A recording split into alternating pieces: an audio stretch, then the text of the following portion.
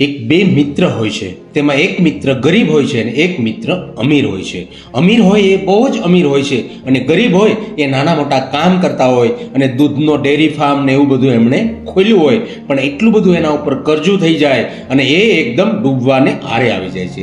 ત્યારે તેમના ઘરના પરિવાર તેમને કહે છે કે તારો તો એક અમીર મિત્ર છે, એની પાસેથી મદદ કેમ નથી લેતો તું? તારે ત્યાં જવું જોઈએ.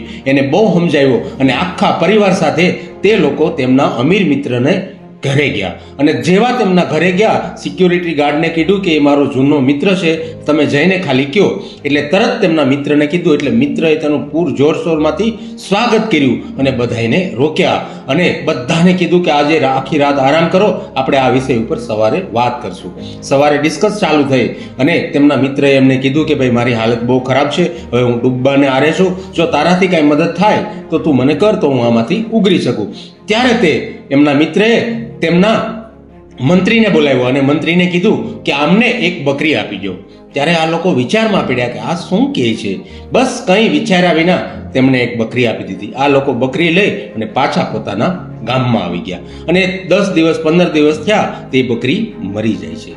પાછા લોકો વિચાર કરે છે કે આણે એક બકરી આપી, એને કંઈ સમજણ ફેર થઈ હશે, હાલો આપણે પાછા જઈએ. બીજી વાર ગયા ત્યારે પણ તેમના દોસ્તોએ આવી જ રીતે એમનું સ્વાગત કર્યું, રાત રોકાણા. સવારમાં પાછી ડિસ્કસ ચાલુ થઈ, બધી વાત સાંભળી અને તેના મંત્રીને બોલાવી અને કીધું કે આમને એક હજી બકરી આપી દો.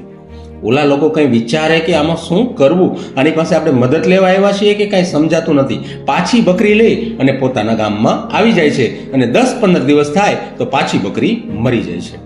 આવડા લોકો વિચાર કરે છે કે હવે કરવું તો કરવું શું, એટલો બધો કરોડોપતિ માણસ છે અને આપણને એક બકરી જ આપે છે, કાંઈ વાત સમજાતી નથી. તો બધાએ લોકોએ પાછું એવું વિચાર્યું કે ચાલો પાછા એકવાર એમની પાસે જઈએ અને પાછા તેમની પાસે ગયા. એવી જ રીતે સ્વાગત, રાત રોકાણા, મસ્ત જેમાં. સવારમાં પાછી ડિસ્કસ ચાલુ થઈ. તરત તેમણે તેના મંત્રીને કીધું આમને એક બકરી આપી દો. પાછી તે બકરી આપી દીધી અને બકરી લઈ અને પાછા પોતાના ગામમાં આવ્યા. જેવા ગામમાં આવ્યા અને 15-20 દિવસ થયા, પણ થયું ઊંધું. જે બકરી મરી જતી હતી, હવે એ બકરી આજે વેયાણી.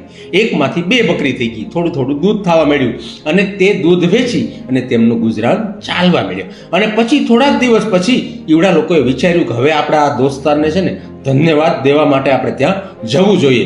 બધાએ પાછા ભેગા થઈ અને તેમના અમીર મિત્રને મળવા માટે પાછા ગયા અને એવી જ રીતે સ્વાગત.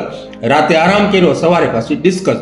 બધાની સામે હાથ જોડીને તેમના મિત્રએ કીધું કે ભાઈ આજે તો હું તને ધન્યવાદ દેવા આવ્યો છું, મારે કાંઈ જોતું નથી, પણ તે મારા એવા વીક સમયની અંદર જે મદદ કરીને એ તારો ખૂબ ખૂબ આભાર, અને એ આભાર વ્યક્ત કરવા માટે હું આવ્યો છું. અને ત્યારે તેમના મિત્રએ તેના મંત્રીને બોલાવી અને કીધું કે આમને એક 100 બકરી આપો અને 100 ગાયો આપો અને બીજી જે પણ કાંઈ વસ્તુ જોતી હોય તે એમને બધી આપો.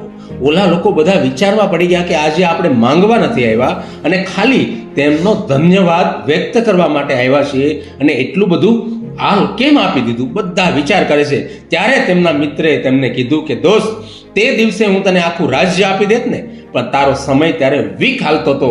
તને 1 બકરી આપી, એ પણ મરી જાતી. તને 1000 બકરી આપી હોત ને તો 1000 મરી જાત. પણ હવે તારો બકરી વયાવાનો સમય ચાલુ થયો છે, એટલે કે તારો સમય સારો ચાલુ થયો છે.